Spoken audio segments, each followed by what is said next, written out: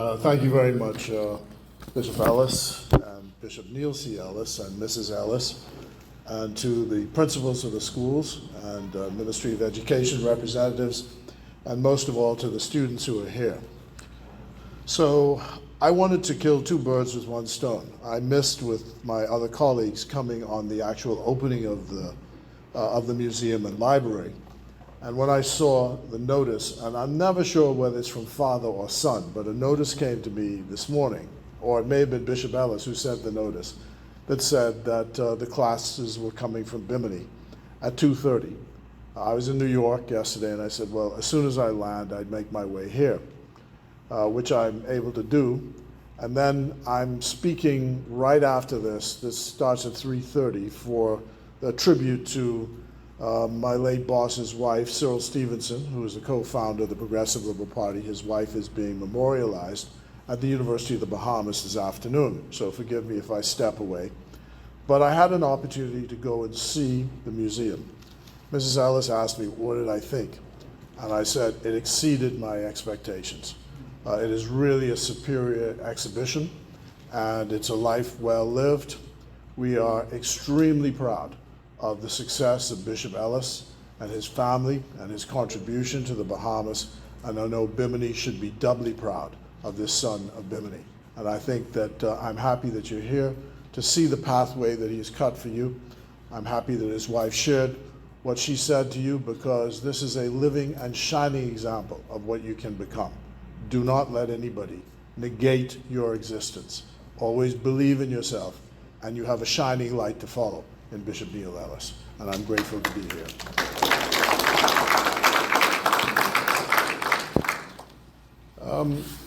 Let me let you know the connection I have with Bimini and when it began.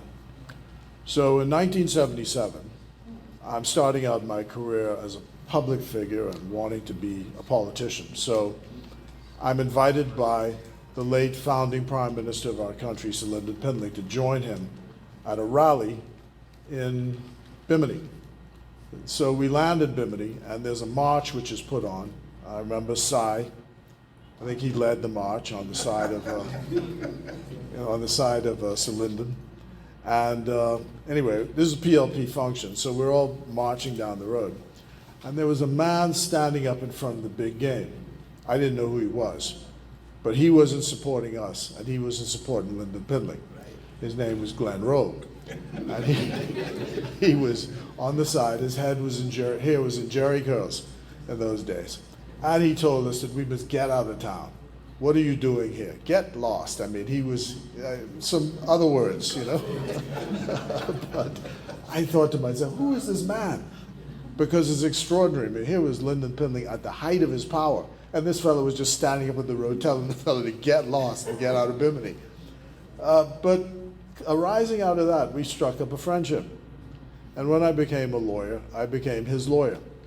So every year he did the Glenda's Road Race, which was started in and about 1964 after his daughter Glenda was born. I'm told that it was actually started by the Pyframs, Van and Olden Pyfram, who were teachers at the school that you now go to. And they used to have this race, and then he took it over and renamed it after his daughter Glenda. And it's continued since then. He passed away, sadly, in 2012. And I said I wanted to continue the connection. And so every year, myself and Brave Stewart and Vincent Ellis, D. Rowe, would always get together and organize to make sure that the Glenda's Road Race carries on every year in memory of Glenn, who was a big, big believer in Bimini. He really supported Bimini and everything to do with Bimini. And it has always been my concern as a politician that the country is too Nassau-centric, out of sight, out of mind. And we need to make sure that people who live in the islands of our country know that they're fully integrated into the Commonwealth of the Bahamas. And people who want to be public figures in the Bahamas should know the country that they are governing. And one of the ways you do that is to connect with the people who live in these islands. So I say to every politician, if I say the name Mullings, you should know you go to North Andros.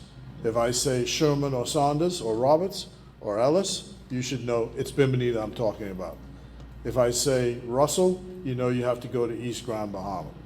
If I say Nixon, you got to go down to Inagua. If I say Hannah, then you're talking about Acklands. And if I say, Carey or Allen, you're talking about Topham Bay Lutheran. It should be that. You should know the place that you live in. And I made that an axiom of my own political life. Thus my connection with Bimini. And I have a lot of friends, some who passed away, your father being one of them, Gilbert Sr. Gilbert Jr. no longer participates in the race. I keep trying to get him to come, but you only have to finish. You don't have to, you don't have to actually run.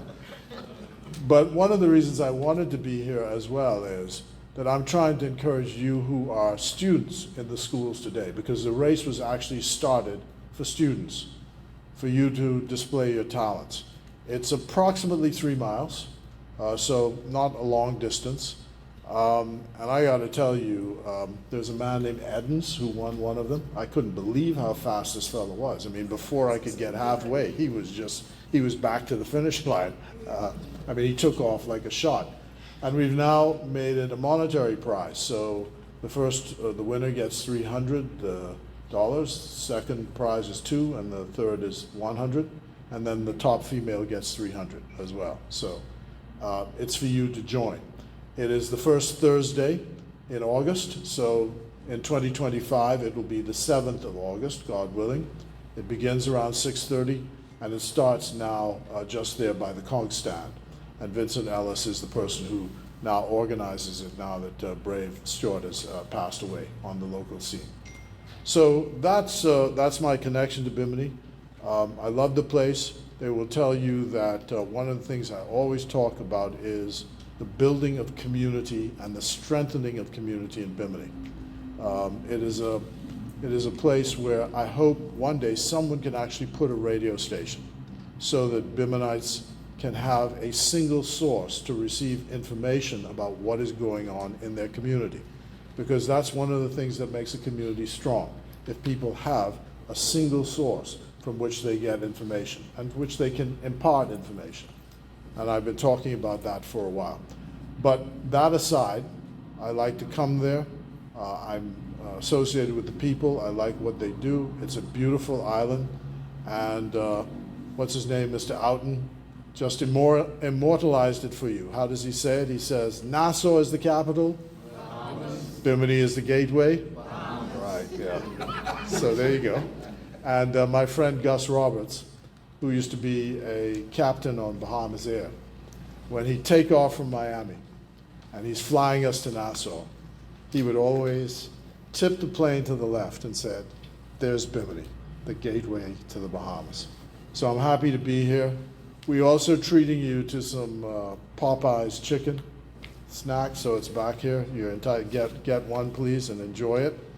And I did that because I was telling Reverend Ellis that during the days when Glenn was alive, he would, Chalks was still running between here and Bimini, and he would say, I need you to buy me 12 dozen jelly donuts from Dunkin' Donuts. So I used to have to stop at Dunkin' Donuts, get 12 dozen of them, and me in those boxes and pack them onto Chalks and then fly off to Bimini. And he would sit and eat almost all of them.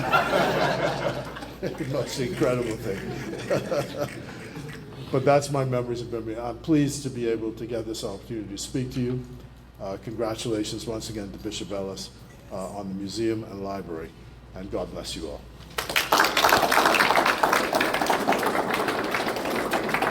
Wonderful. Certainly we thank God for the Honorable Fred Mitchell.